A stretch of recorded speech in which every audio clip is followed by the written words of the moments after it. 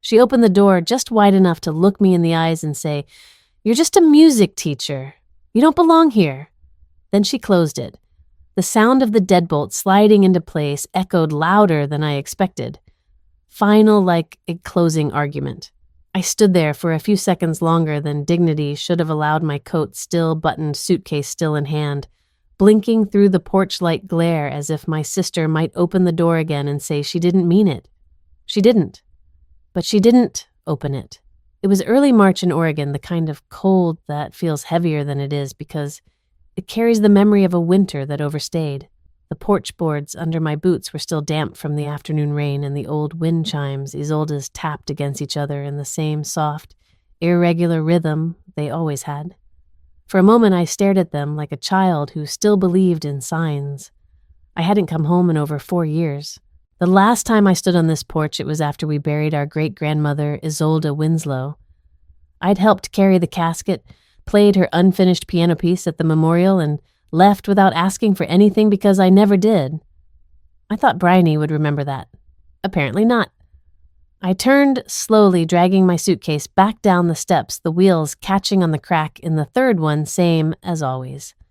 The gravel of the driveway crunched under me, and when I opened the car door, the dome light spilled over my worn music satchel and the wool scarf I hadn't unpacked since my last concert at the college. I had been a music lecturer, adjunct, yes, but respected. Until 3 weeks ago, when the department chair at Crestwood University pulled me into his office and gently explained that the school's funding was being reallocated, and my position was among those deemed non-essential. Non-essential. That word had a sting to it, more personal than intended. I'd given them 8 years, built the chamber ensemble program from scratch, but when money speaks, music is the first to be silenced. So I drove the 6.5 hours back to Harrow's Point. Not because I wanted to, because I didn't know where else to go. My apartment lease was ending. The job search was turning up dry, and somewhere in the back of my mind I thought, maybe Bryony would understand, just long enough to let me stay in the attic, just long enough to get back on my feet. But I was wrong. She hadn't even flinched when she saw me on the porch. No surprised smile, no softening around the edges. Just that same polished stillness she wore like a tailored coat. Bryony Winslow, executive director of the Winslow Arts Foundation, philanthropist, keynote speaker. The golden girl who made good. And me, I'm Dr. Kalia Winslow, 40 years old, single, no children, former music professor, now a music teacher without a school. The one who turned down an Ivy League fellowship in her 20s to take care of our dying great-grandmother while everyone else flew east to build legacy. The one who left rooms quietly and was never missed. I pulled my coat tighter and sank into the driver's seat. The air inside the car was damp and stale. I didn't bother turning on the engine, just sat there with my hands wrapped around the steering wheel like it was the only solid thing I had left. Outside the windshield, the house glowed soft amber through the curtains, the kind of light that says, warmth, memory, welcome. None of it mine anymore. I checked my phone. 1 bar. No messages. I opened the text thread with Bryony, hoping maybe I had missed something. But no, the last message was from me 3 days earlier. Hey, would it be all right if I stayed a few days while I job hunt just until I sort things out? I could help around the house, teach a few lessons if you need. No reply. I sent the same message to my mother, then to my father. Nothing. It wasn't even the silence that hurt. It was how familiar it felt. Like a note held too long until it fades into air and you wonder if it was ever really there. I reached into my bag and pulled out the soft green envelope I'd kept tucked there for months, the last note I received from one of my high school students. Thank you for teaching me to hear music, not just play it, she'd written. You made me feel seen. I used to keep it on my desk at school, the school that no longer had a music department. I turned off my phone and leaned my head back. The car's ceiling fabric was peeling near the dome light, and the faint scent of peppermint oil clung to the vents, something I'd started using to mask the anxiety during long drives between auditions and part-time jobs. Outside, wind pushed through the evergreens. The house remained still. A shadow moved past the upstairs window, probably Bryony going from the study to her bedroom. Probably not even thinking about me. Or worse, thinking I deserved this. I curled into the passenger seat, tugging my coat over my knees. My fingers were too numb to cry, but my chest felt like it had collapsed inward, quiet and aching. I tried to hum something. Anything but nothing came. That night, I slept in my car, outside the house I once knew, beside the piano I used to play under the chimes that had forgotten my name. The next morning, fog clung to the fields behind the Winslow house like breath that hadn't quite let go. My neck ached from the awkward way I'd slept in the car, and the condensation on the windows made everything feel distant, like watching life through frosted glass. I reached for my phone. No missed calls, just a blinking low battery warning. I tried Mom, straight to voicemail. Then Dad. 4 rings, then silence. Not even a pre-recorded message, just nothing. Still it stung. There was a time when Mom used to call after every school recital I directed. I bet the kids were brilliant, she'd say. I can hear it in your voice. I used to believe her.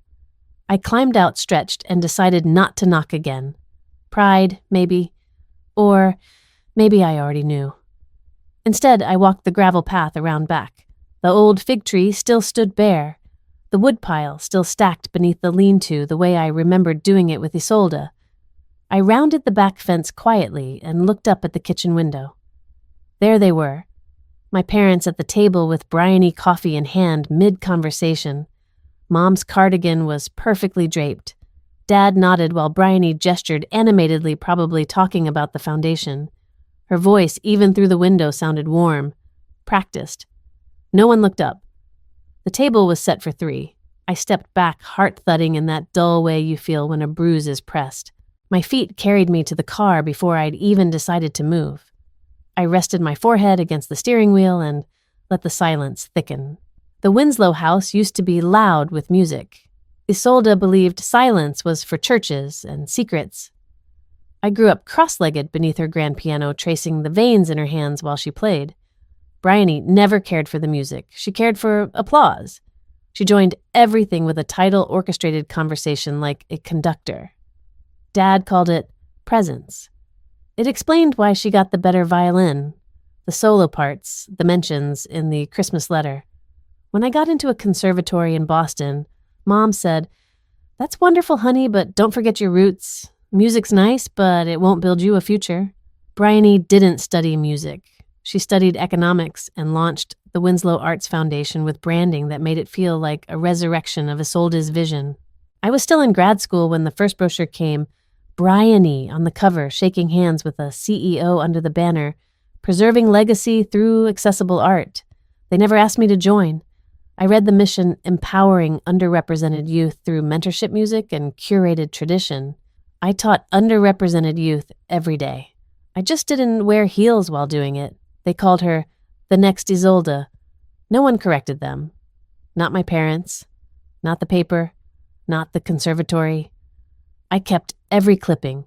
Being erased doesn't happen all at once. It's slow, a missed invitation, a forgotten birthday. Eventually, your name doesn't appear on donor lists or speeches. You become someone who lives out of state, even if you're just 3 hours away. I pulled out an old photo from my wallet. Me and Isolde, taken the day after my graduate recital. She'd flown out, despite her doctor's advice. That night, she'd told me, "You don't need spotlights to be seen. Some of us shine from the second row." I stared at it for a long time before slipping it back. The curtains were still drawn.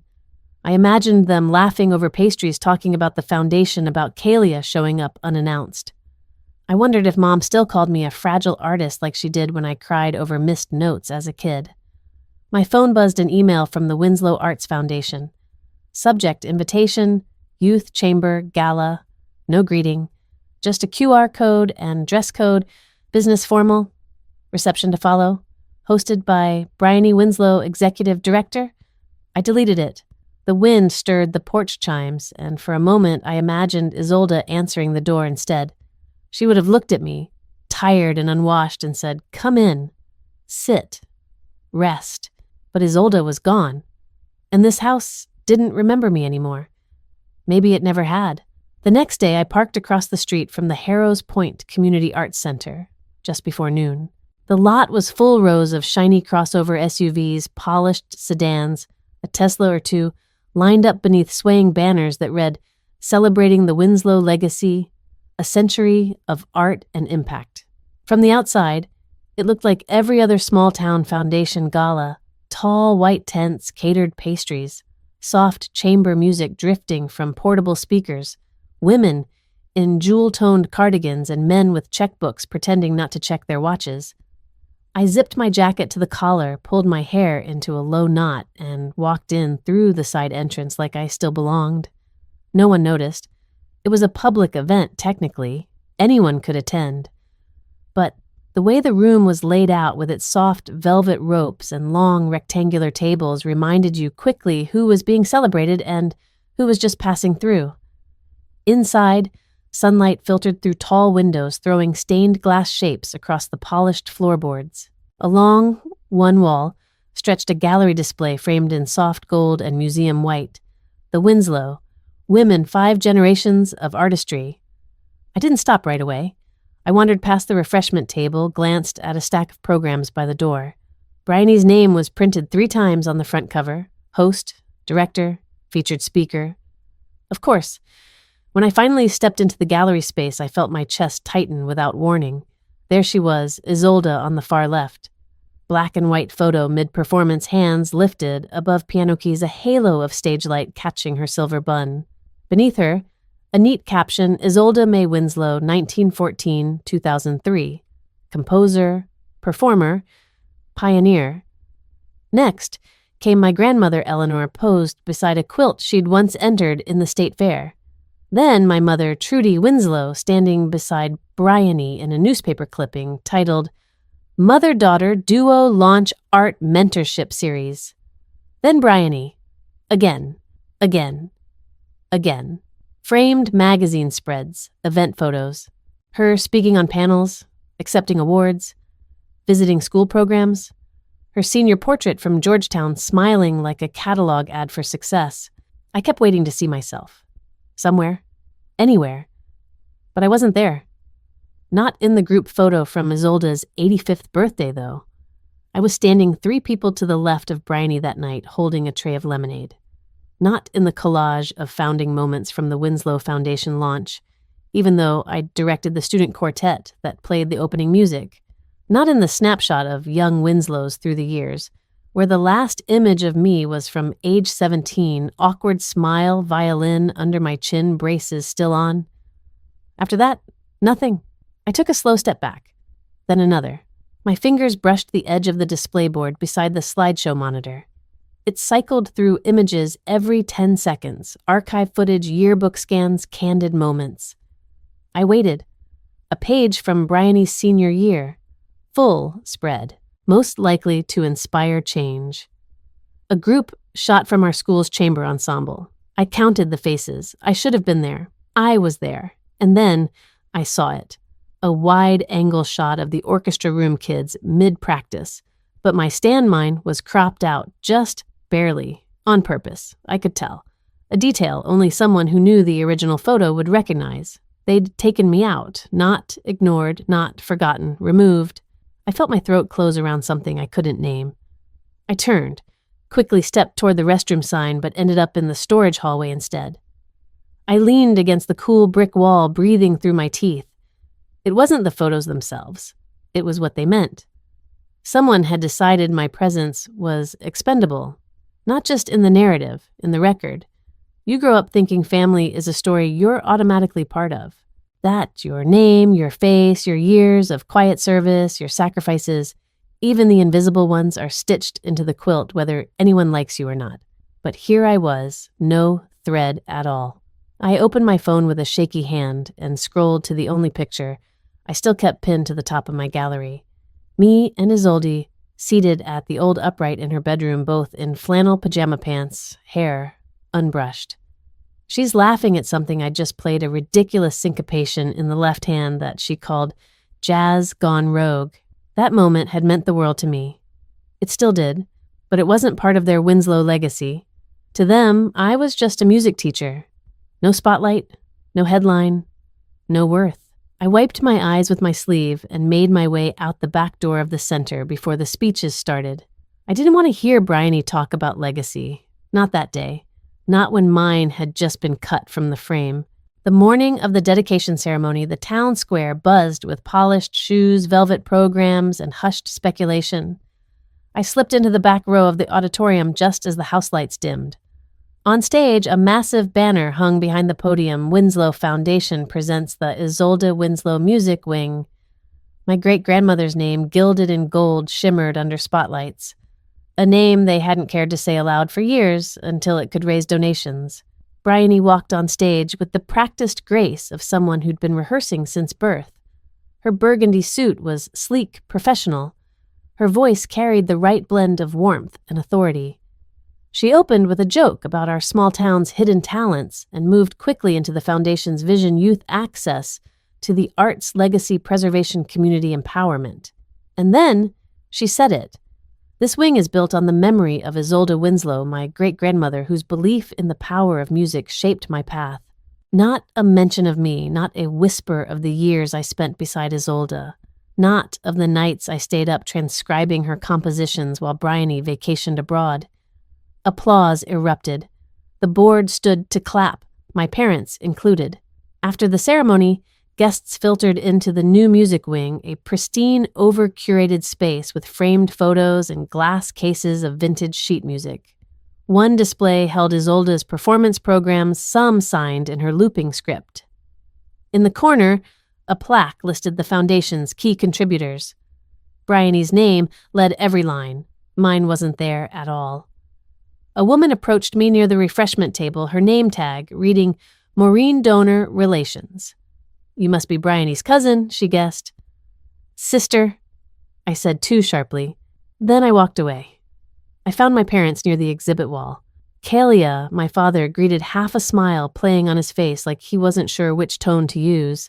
My mother reached to adjust my sleeve like I'd shown up unkempt. You look tired, she said, not unkindly, but not kindly either. I saw the ceremony, I said. Interesting use of Isolde's legacy.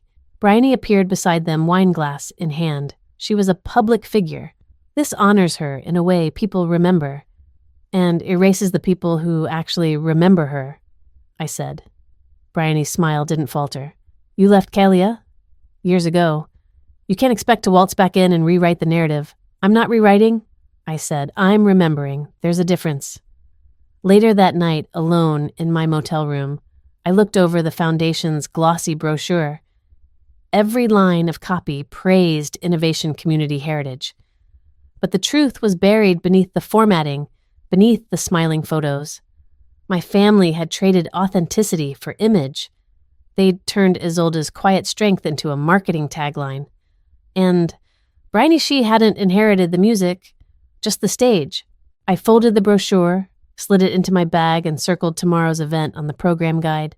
If Bryony wanted to curate a legacy, she'd have to deal with the parts she couldn't control. I woke before dawn in the motel room, the kind of wakefulness that feels inherited like my body knew today mattered. The heater rattled on but didn't warm the air, and the instant coffee I stirred tasted more like dust than caffeine.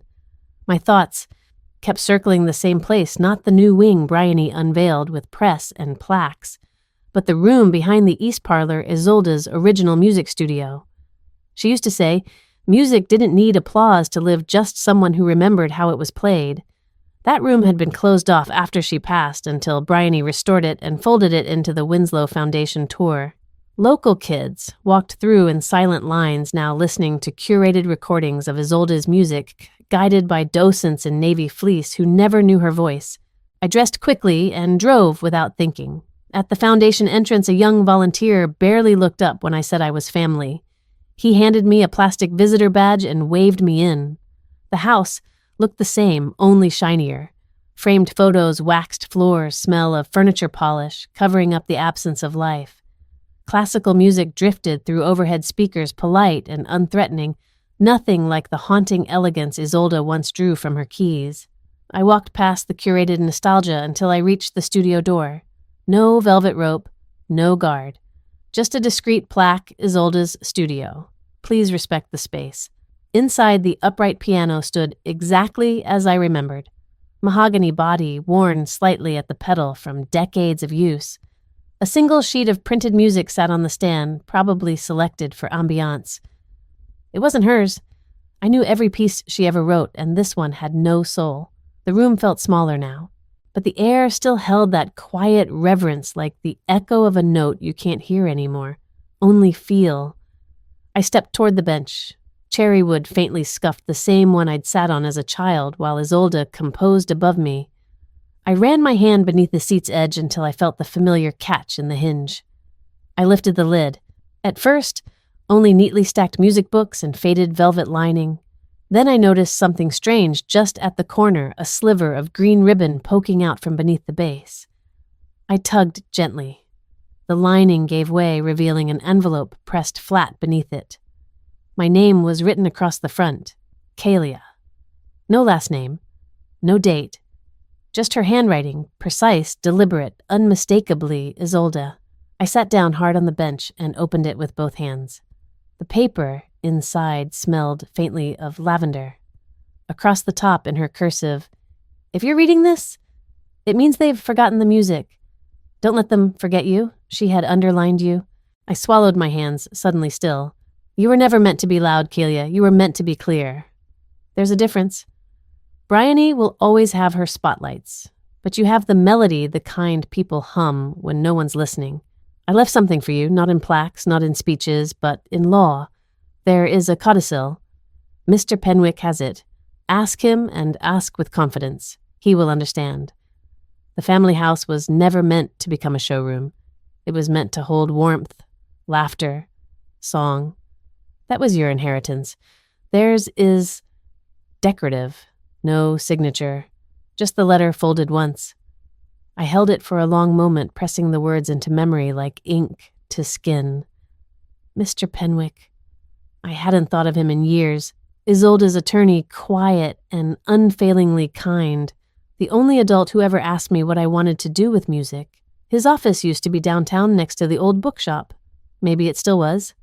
Maybe he still kept secrets. I tucked the letter into my coat pocket. Before I left, I ran a hand over the piano's lid. Then I pressed one key middle C. It rang, but flat, just slightly. Just enough to tell me no one had touched it in years. I looked up and caught my reflection in the glass cabinet nearby. I didn't look like a Winslow Foundation docent or a guest. I looked like someone who belonged in that room. I stood the envelope close to my chest and walked out. The morning light had shifted. Sun broke through the gray, streaking across the front walkway like applause no one asked for, but still arrived. It was time to find Mr. Penwick and ask with confidence. I wasn't planning to see Bryony again so soon, but fate or bad timing had other ideas. I was walking back from the corner store, clutching a paper bag with apples and aspirin when I saw her heels clicking down the sidewalk. Bryony Winslow, Foundation star and family's chosen heir in a perfectly tailored coat and a phone pressed to her ear. She didn't see me at first, but when she did, her smile froze mid-sentence. "Kalia," she said, pausing like she'd bitten into something sour. "Bryony," I replied, neutral. She stepped closer, eyes scanning my clothes, the paper bag, the keys to the motel still looped around my finger. "So you're still in town?" "Seems like you are too," I said. "Busy week." She gave a half laugh, brushing her hair behind her ear. "Well, it's gala season. There's always something." "Speaking of which, I heard you dropped by the Foundation." Bit nostalgic, I didn't answer that. She already knew why I'd gone back. She tilted her head, voice dropping an octave, the tone she used when performing empathy. "I'm worried, Kalia. Showing up unannounced, digging through archives. That's not like you," I narrowed my gaze. "You don't get to decide what's like me anymore." That cracked something in her expression just briefly. Then she leaned in, her voice colder. "You had a real shot once. Juilliard, Isolde's recommendations. You could have done something. Instead, you ran off to teach middle schoolers in borrowed classrooms." I didn't flinch. I just said, "Someone had to take care of her Bryony." Silence. She blinked as if the memory had caught her off guard. "I was working, building the foundation. You were fundraising for a future she never asked for. She wanted legacy. She wanted warmth." I interrupted. "And music, not marketing." Bryony's jaw tightened. "You sound unwell." There it was. The new narrative already forming. I'm fine, I said quietly, and I remember everything. Her heels echoed as she turned and walked away, voice already back on her call. I stood there a minute longer before heading back to the motel, heart pounding, throat tight. Later that evening, I found myself sitting at the edge of the motel bed, a worn folder in my lap. I hadn't opened it in years. Inside, flyers from student recitals, letters from parents, crayon thank you notes, a clipping of the first time one of my students got into a regional youth orchestra. These weren't gala photos or published interviews, but they were mine. And they mattered. I leaned back against the wall and stared at the ceiling. Bryony saw me as someone who'd stepped down, who'd failed. But she didn't know the nights I spent with Isolde when she couldn't sleep. How I played her unfinished pieces softly just to keep her calm. She didn't know the songs Isolde whispered near the end, too fragile to write down but too stubborn to let go. She didn't know the weight of that silence.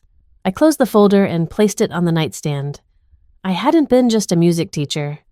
I'd been a keeper of memory, a quiet archivist of what legacy really looked like. And now, finally, I was ready to speak. I didn't return to the motel right after seeing Bryony.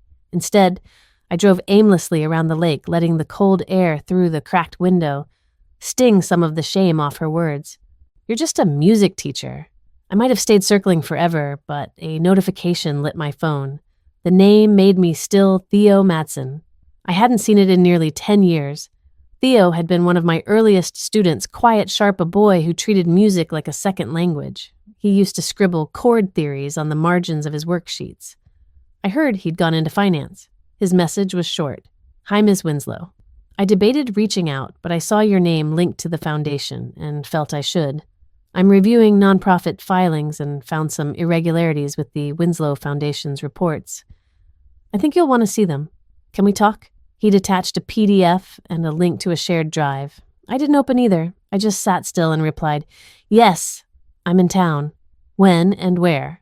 20 minutes later, we met at the cafe in Harrow's Point. Theo was taller now, more confident. Still had that intense gaze like he was constantly running numbers in his head. You look the same, he said with a quiet smile. Just maybe a little more tired. Comes with being disinherited in public, I replied. Let's see what you've got. He opened his tablet and brought up a spreadsheet. I was doing cross-checks when the foundation popped up. At first glance, things looked fine. But then I noticed repeat charges under renovation expenses. Problem is, none of the vendors are local, and the delivery addresses don't match foundation property. He tapped the screen again. These were sent to Southlake. I blinked. Bryony's retreat house. Exactly. Here, look. He showed me an invoice filed under administrative expenses. Line items, Japanese soaking tub, imported marble backsplash, custom cabinetry, all signed off by Bryony. Total $58,000. She billed this to the trust. Theo nodded. And it's not an isolated case. 3 others follow the same pattern. Over $200,000 in total, coded as environmental upgrades for legacy preservation. I stared at the screen, my stomach turning. And, the board. He shrugged. They probably trust her too much to check. Bryony's always been good at giving people a show. My hands curled unconsciously into fists. She's gutting the legacy she claims to uphold. Theo paused. I figured you'd want to know, especially if you're involved again. I am now. There's more, he said. He pulled up an internal memo time-stamped 4 months ago, proposal consolidate authority under current director to prevent future dissent from non-board family members. Note, codicil clause may require review if challenged. I felt a chill run through me. She knows, I said quietly. She knows Isolde left something. Theo nodded. And she'll do everything she can to keep it from seeing daylight. I thought of the envelope in my coat pocket. Isolde's slanted blue ink. Ask with confidence. How soon can you organize this into something I can use? I'll clean the data, cross-reference everything, highlight violations. You'll have it packaged. A week. He hesitated. 3 days, I said. Please. Theo nodded. 3 days. As we stood to leave, he paused. You were the first teacher who made me feel like I wasn't too much, that my mind wasn't broken, just fast. The words struck something tender in me. I smiled, grateful and aching at once. Back outside, the wind had picked up. I zipped my coat and clutched the envelope inside it. Bryony had the spotlight. But I had the song Isolde left unfinished, and now, finally, the score that would reveal the truth.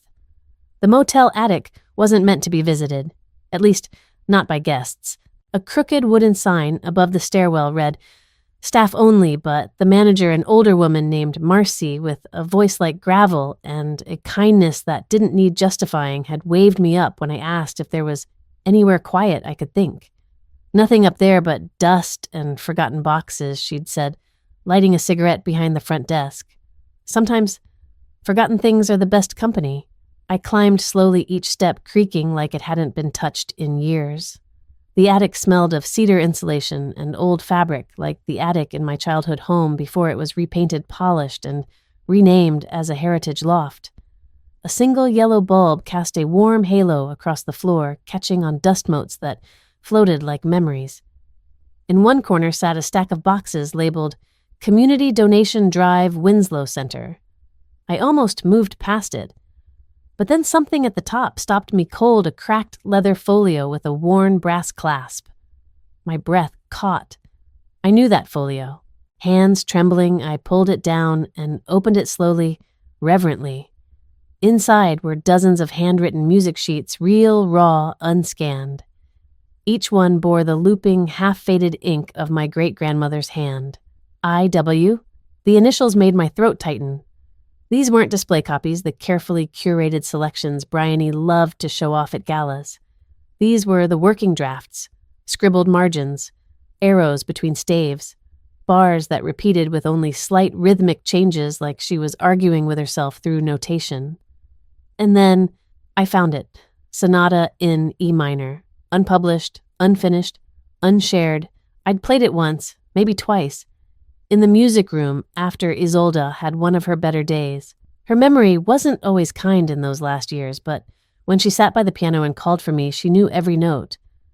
"This one's just for us," she had whispered. No concert halls, no critics. As I traced the staff lines with my fingertip, my breath slowed.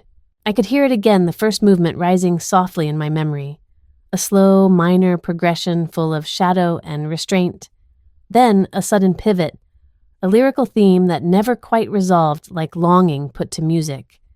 I flipped through the pages, eager to see the coda. But it wasn't there. The sonata cut off mid-measure, one note hanging in silence. I checked again. Nothing. No final page tucked between drafts, no scraps at the bottom of the folio. Just an unfinished phrase and the empty space where closure should have been. I sat on an overturned bucket and stared at it for a long time.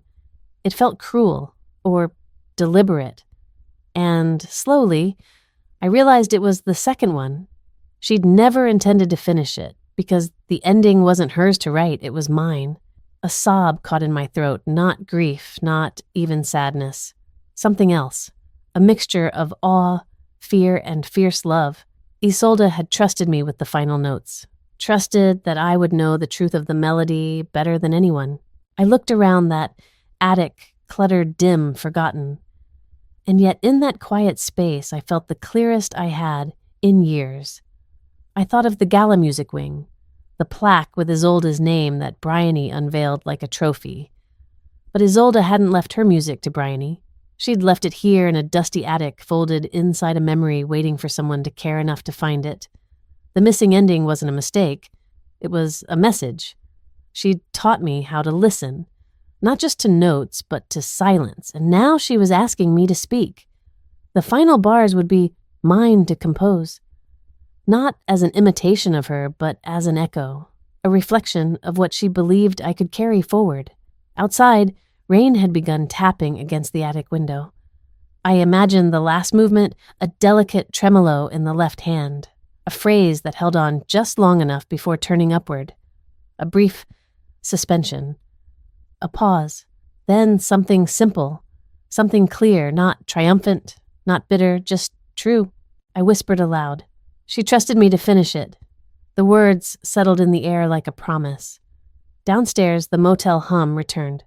The buzz of a vending machine, a car pulling into the lot, Marcy's gravel laugh floating through the floorboards. But up here in the quiet, I had something sacred. The unfinished sonata, the ledgers that spoke, the letter tucked beneath the piano bench, the voice they all tried to erase. And for the first time in a long while, I wasn't afraid to be heard. The house looked like it hadn't exhaled in years. It sat on the edge of town, nestled behind overgrown hedges and an iron gate that didn't quite latch anymore. The paint was peeling from the shutters. Ivy clung to the bricks like memory refusing to let go. This was where Mr. Aldrich Penwick had chosen to disappear after retiring from the law. Not a firm in the city, not a lake house in Vermont, just a creaking old Victorian with silence thick enough to muffle old secrets. I knocked twice, uncertain. Nothing. Then, slowly, a curtain moved. The door opened an inch. And there he was. Penwick was smaller than I remembered, though I'd only met him a handful of times as a child. He'd always looked too tall for his suits back then, stoic, watchful, the kind of man who filed truths like currency. Now, his shoulders curved inward, but his eyes, they hadn't dulled. Ms. Winslow, he said as if he'd been expecting me for years. He didn't ask questions.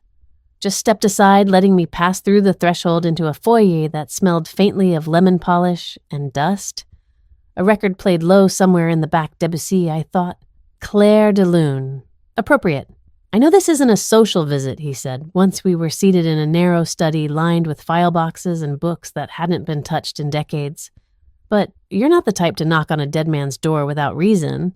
I found something, I said, and laid the envelope from the piano bench on the coffee table between us. From Isolde. She left it for me.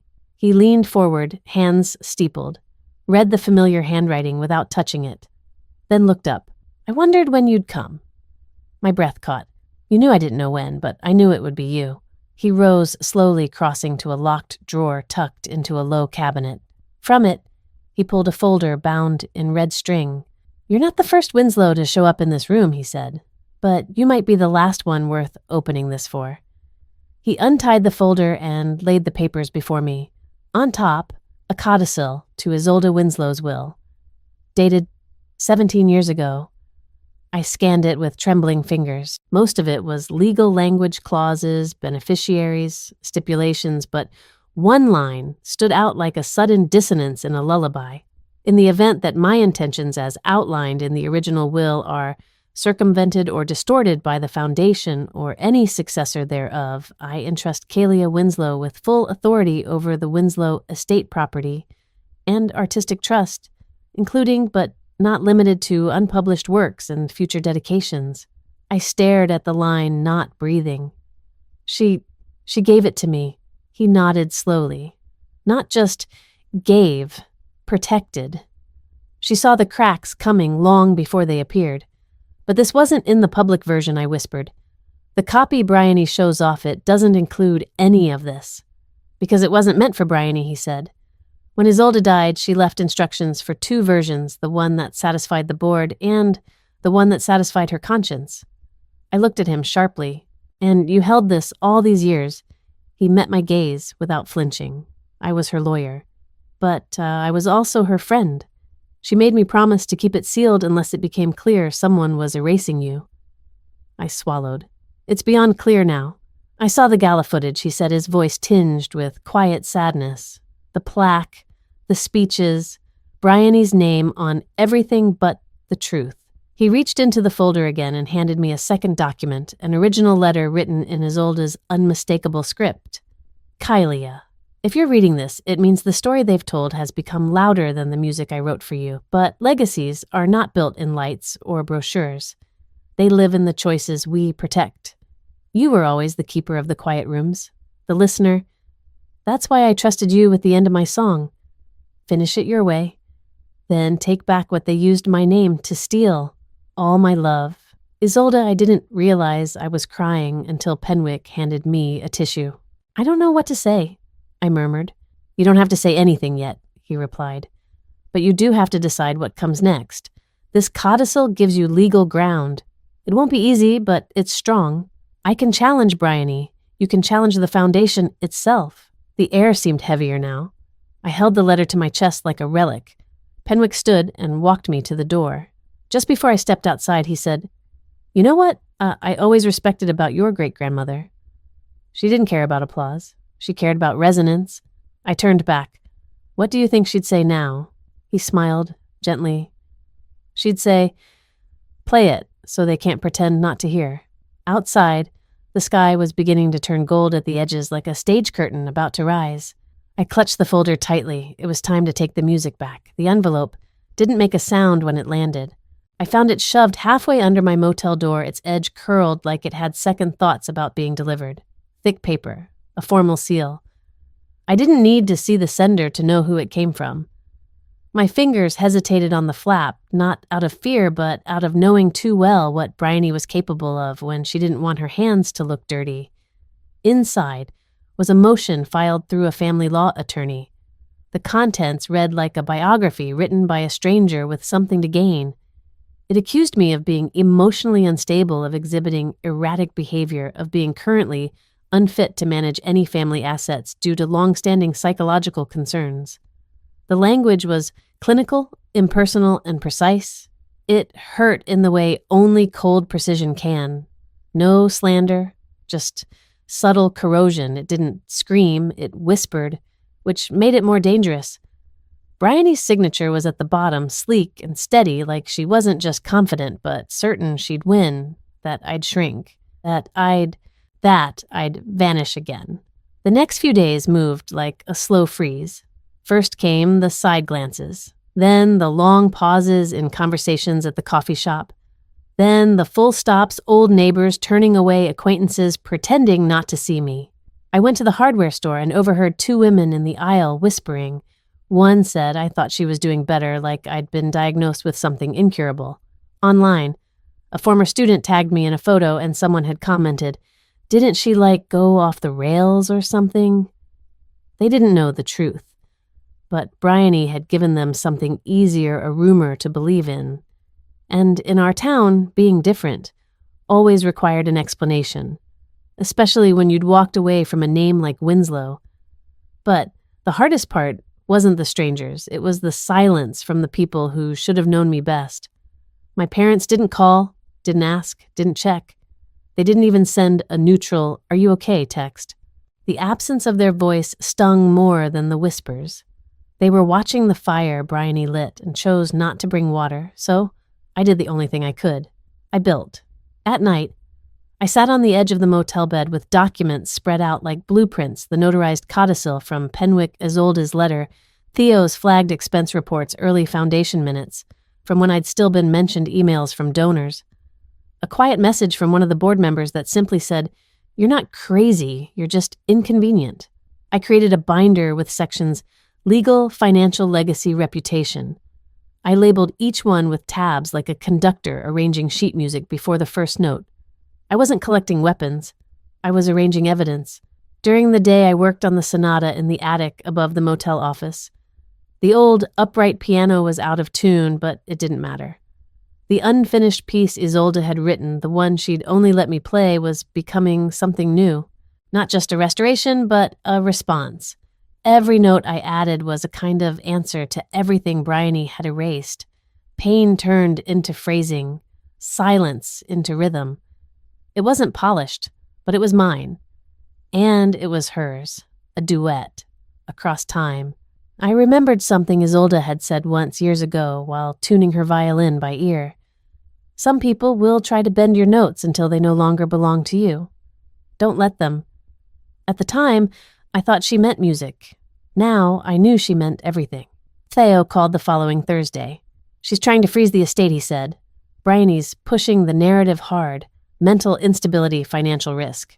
She thinks if she invalidates you as a person, no one will bother to read what you've got." He paused.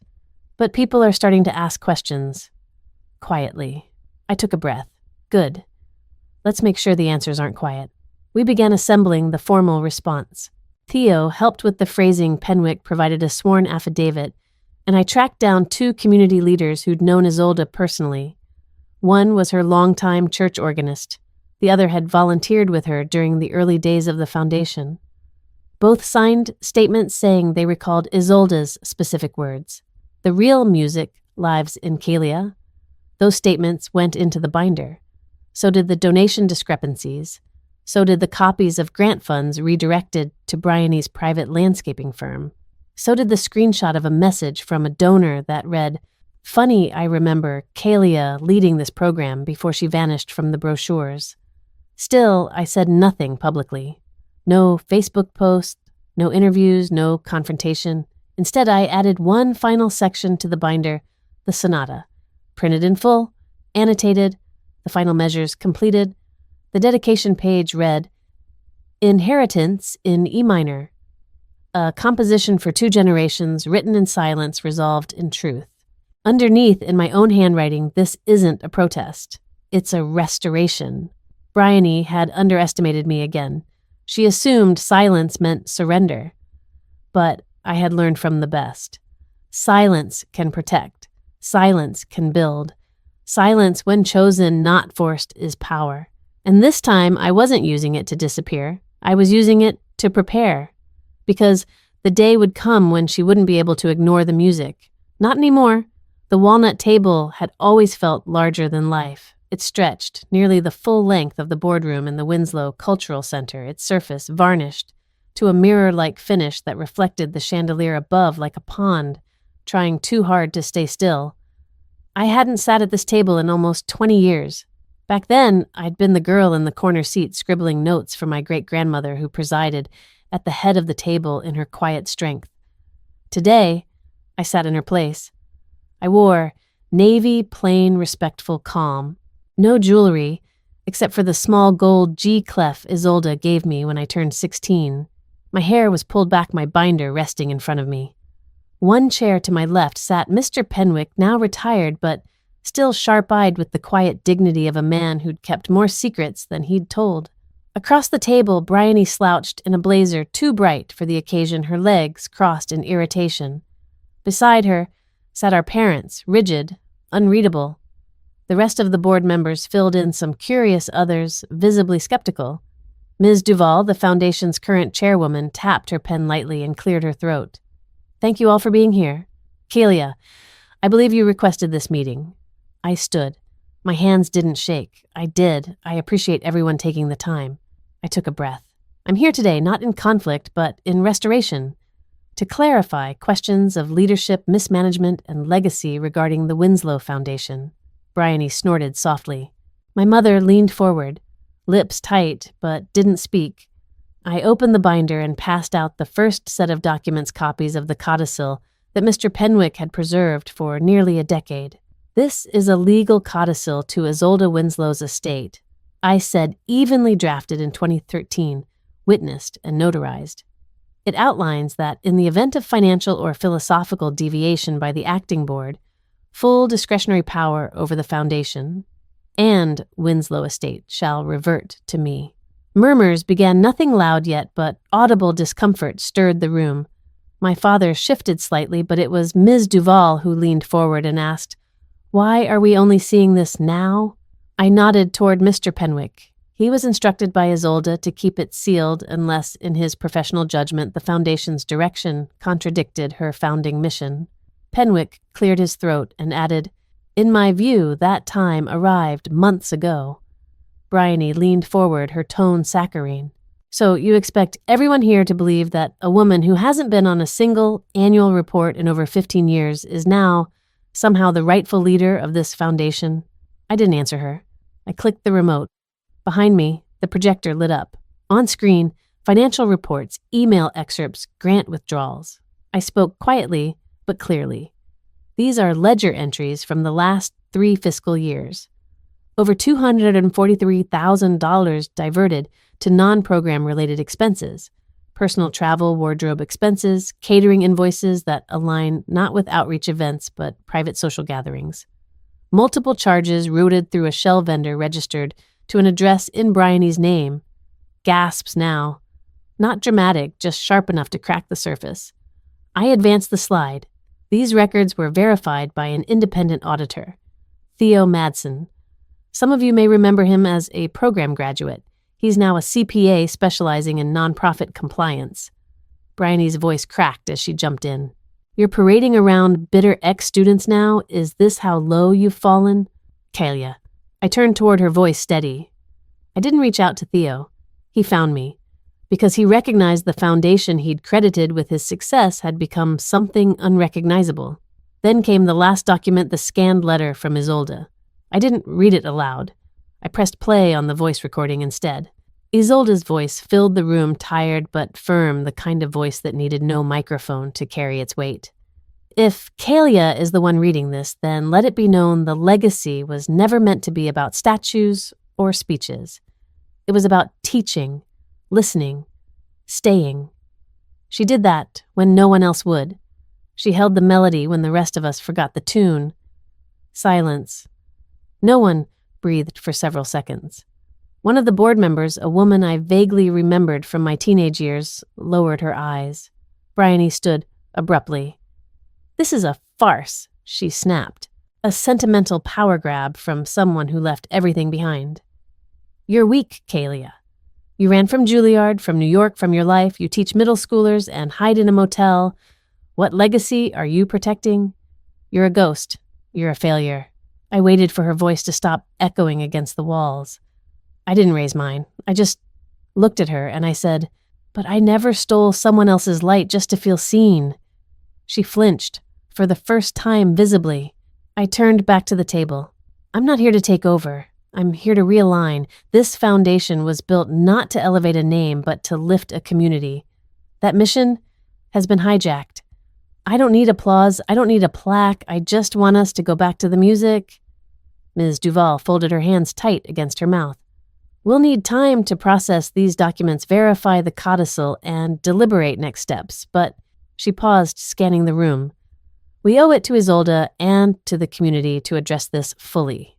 Bryony tried one last protest. You'll destroy everything.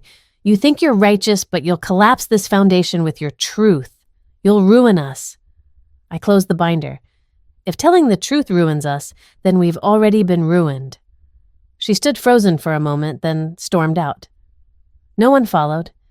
Not my mother, not even my father. The door shut behind her with a soft click, and the chandelier above us trembled ever so slightly. I exhaled, slow, controlled. Mr. Penwick put a hand on my shoulder. I think Isolde would have been proud, he whispered. I didn't reply. I didn't need to. For the first time in my life, I wasn't asking to be included. I had claimed my seat at the table. The board met in closed session for 47 minutes. I didn't sit. I stood in the hallway just outside the walnut doors binder, still in hand, though I hadn't opened it since the final page. Mr. Penwick stayed beside me, arms folded behind his back, silent. We could hear only murmurs through the thick walls, the kind that rise and fall like cautious tides. No shouting, no slamming, just the steady rhythm of consequence catching up to performance. When the doors opened, the chairwoman's face was unreadable. She didn't gesture for us to sit again. She simply remained standing, which somehow made what followed feel even more final. The board has reviewed the materials presented, she said evenly. By majority vote, Bryony Winslow is suspended as acting director of the Winslow Foundation, effective immediately pending full investigation of the financial discrepancies and leadership misconduct. Bryony froze where she stood, one hand on the back of her chair, as if it could steady her, anchor her in a reality she no longer controlled. My father blinked several times, looking more confused than angry. My mother stared at the carpet as if waiting for a spill that would give her an excuse to leave. Bryony's mouth opened, then closed, then opened again. This is a smear campaign, she said, louder than necessary. It's revenge. She looked at me like she wanted to find a crack, any weakness to dig into, but I didn't flinch. She's using sentiment to rewrite reality. She's always done this. Silence. Thick. Heavy. No one responded. It was Mr. Penwick who finally spoke, his voice quiet, matter-of-fact. You always thought the world owed you applause, he said, not unkindly. But she just played the long note. Bryony stared at him as though he'd betrayed her in a language she didn't know how to translate. Then, without another word, she turned on her heel and walked out. No dramatic exit. No thunder. Just the soft fall of expensive heels on polished floors, and the echo of a door closing behind someone who'd finally run out of encores. My parents stayed behind. For a few seconds, I thought maybe one of them would say something, acknowledge what had just unfolded. But they didn't. My father adjusted his watch. My mother picked at a loose thread on her sleeve, and then they left too. Not with rage, just resignation. And that somehow hurt the most. I stood there for a long moment, the hum of the air vents louder than it should have been. Mrs. Duval nodded at me once.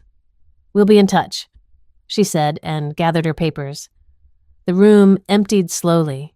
Board members walked out with polite nods and guarded glances. A few offered brief, sincere words. "Thank you for your courage." She would have been proud. It's time the foundation found its way back. But I couldn't quite feel it yet. Not pride, not relief, just the weight of silence finally lifting from my chest. Back in the hallway, Penwick walked with me to the elevator. "You didn't raise your voice," he said, "but you were heard." I didn't know what to say in return, so I just nodded. As we stepped outside into the late afternoon light, I realized the sun had shifted, not just in the sky, but in how it touched the building. The banners hanging out front still bore Bryony's image, still announced a campaign she no longer controlled. But for the first time, I noticed something else. Just inside the window of the East Gallery in the corridor leading to the music wing, there was a photo display. And there, newly added, small, unassuming, but unmistakable, was a picture of me and Isolde seated at her old piano, both of us mid-laugh. It wasn't staged, it wasn't formal. But it was real. I stood there, eyes lingering on the image until I heard Penwick's voice beside me. She always believed legacy was a chord, he said, not a solo, a blend of memory and choice. I smiled, faint but full. Maybe for the first time I believed it too.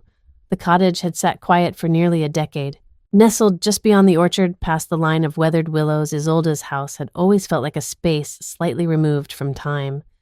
It wasn't large, just 2 bedrooms, white shutters faded to soft gray, and a creaky porch swing that still moved with the wind even when no one sat in it.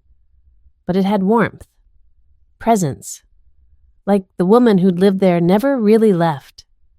When I opened the door, the air was still laced with faint hints of cedar and lavender. Dust particles danced in the morning light.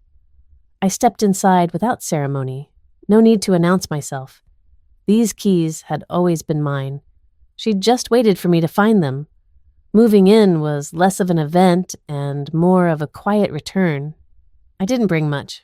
Just books, a few framed student photos, my journals, and the binder now weathered from so many page turns. The piano was still there, covered by a linen sheet. I didn't uncover it right away. That would come later. The legal transition had been surprisingly uneventful. With Bryony's suspension formalized and her access revoked, the trust had been split in alignment with Isolde's codicil. The foundation's real estate portfolio remained under board management, but the education branch, the scholarship's music programs, youth outreach initiatives, was now under my sole direction. There was no press conference, no announcement, just a signed document and a subtle shift in stewardship. That was how I wanted it. Within the first week, I drafted the new charter. It wasn't grand, but it was real. We would establish a scholarship fund in Isolde Winslow's name dedicated to rural students with musical potential who lacked access, transportation stipends, instrument lending, private instruction grants, a mentorship pipeline to conservatories and state colleges, not just Ivy Leagues. I called it the Second Verse Initiative. Theo helped with logistics, filing the nonprofit paperwork. He even found 2 former students from my early teaching days willing to volunteer as regional advisors. "You taught us that music wasn't about applause," one of them, Janelle, had said on our first Zoom call. "It was about being heard. This matters." The town, meanwhile, reacted with its usual mix of cautious support and quiet pride. The local paper ran a modest article. A few parents I barely knew dropped off fresh bread, handwritten notes. Someone left flowers on the porch with no name attached. Even my mother, in a rare act of gesture, sent an email. "I see now that Isolde trusted you for a reason. I'm sorry it took this long." I didn't reply, not because I was angry, but because there was nothing left to argue. The chapter was closed. The music had changed key. Every morning I walked the perimeter of the orchard with a thermos of black tea. I watched the leaves shift colors in early fall golden against the blue of a sky I hadn't truly looked at in years. In the afternoons, I sat on the back step with my notebook outlining lesson plans for the youth ensemble I'd agreed to coach at the regional community center. A few nights, I even let myself sleep with the window open, listening to the distant hum of the wind through the reeds like it was an old song I'd forgotten the name of but still knew by heart. The cottage asked nothing of me but presence. One afternoon, I returned home to find a small envelope slipped under the door.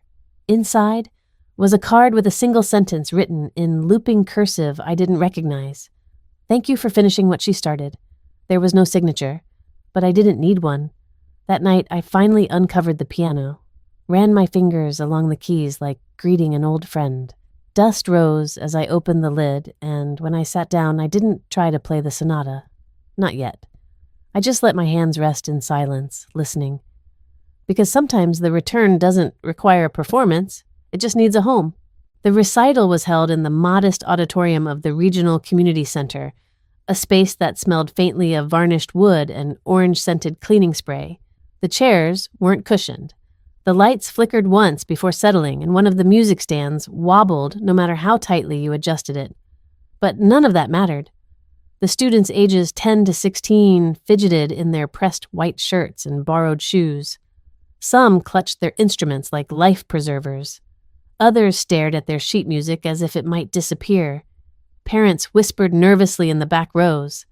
A little girl in the front picked at the hem of her skirt, watching everything with wide, curious eyes. I hadn't intended to play that night. My role was coach, mentor, cheerleader. But just before intermission, one of the younger students, Luis, a violinist barely taller than his case, leaned over and asked Ms. Winslow, are you going to play too? It's your stage too, right? I smiled and said I'd think about it. By the time the final ensemble bowed to polite applause, the room had settled into that soft, contented hum that comes when expectations have been surpassed. I stepped forward, thanked the families, complimented the students, and then I didn't step back. I looked at the upright piano tucked to the side of the stage, walked over to it, rested my hands on the edge. I wasn't planning to perform tonight, I said quietly. But there's a piece I've been waiting a long time to finish. I didn't explain. I didn't name it. I just sat down. The opening measures were familiar, gentle. The sonata Isolde had written, unfinished, unrecorded, breathed into the room like memory itself. The melody drifted through the space, simple and unadorned. A few parents stilled. A boy in the second row lowered his phone camera, listening instead. Halfway through, I reached the point where her manuscript had ended. And I kept playing, not to impress, not to prove, just to continue. The notes that followed weren't flashy. They weren't brilliant, but they were mine. Rooted in the years of silence in motel rooms and ledger pages and the sound of her voice saying, "Don't let them forget you." The final chords echoed like an echo into stillness. I lifted my hands, let the quiet stretch. And someone in the back whispered, "Amen." No one clapped at first. Not because they didn't want to, but because they knew something had closed, or opened, or both. When the applause did come, it was soft, respectful, true. Afterward, Luis came up to me with wide eyes. That was real music, he said. I knelt to his level. It always is when it comes from where it hurts and heals. The rest of the night passed in snapshots. Hugs from students, gratitude from parents, a bouquet from the director's wife. But what stayed with me most was the quiet moment just after everyone had gone when I returned to the piano to cover it again and found a single note resting on the bench. In careful handwriting, for the one who finished the song. No name, no flourish, but I recognized the stationery. Isolde's. Later, as I walked back to the cottage under a sky smeared with stars, I didn't feel triumphant. I didn't feel victorious. I felt settled. Not because I had won anything, but because I had finally returned to what mattered. And because this time, when the music stopped, there was nothing left unsaid. The letter came on a quiet Wednesday morning tucked between junk mail. Kaelia noticed the thick cream envelope and the embossed blue seal. She turned it over, curious, before opening it with careful fingers. Inside was an invitation the National Arts Education Summit cordially invites Dr. Kalia Winslow to deliver the keynote address at the opening ceremony in Washington, D.C. She blinked, read it again.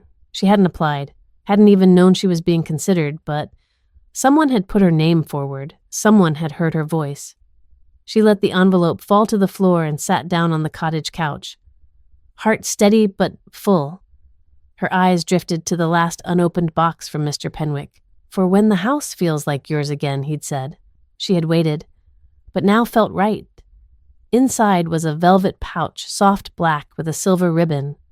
She untied it and felt something smooth and cool in her hand, a key. Not to a door, to a piano bench. Along the metal's edge, engraved in delicate script, "Shape the silence, Kalia. Don't let it shape you." Her thumb traced the words. The bench was long gone, but the message stayed. Isolde had known about the spaces between words, the hush after applause, the pain of being unseen. Kalia walked to the window. Outside the community center buzzed a mother dragging a cello girls in recital dresses, laughing music drifting from the east wing. Near the garden stood the plaque she'd written, in memory of Isolde Winslow, who believed all music matters when someone believes in the musician. She thought of the recital 2 weeks ago, how her fingers trembled on the keys, how the room went still as her final note echoed. She hadn't cried until a girl in the back whispered, "That sounded like a story." Yes, it had. A story built from silence reclaimed in song. Back at her desk, she set the key beside the letter. The summit, a chance not just to speak about education, but about restoration. Music as legacy, teaching as resistance. She scribbled notes, music as reclamation, silence as voice, legacy as caretaking. Then paused. She thought of Bryony, wherever she was now, of her parents. A card had arrived from her father last week. "Hope the recital went well. We saw the photo in the paper. It wasn't much, but maybe that was enough. Not all gaps need filling." She looked again at the piano key, catching the morning light. There was still more to do, more students to teach, melodies to complete, stories to honor. But she no longer chased validation. She stood in it. Her hand rested over her heart as she closed her eyes. Isolde's voice, half memory, half music, seemed to echo. "Family may forget your name, but the ones who remember your soul, they never leave you?" Kalia smiled, not because she'd won, but because she'd returned to where she belonged.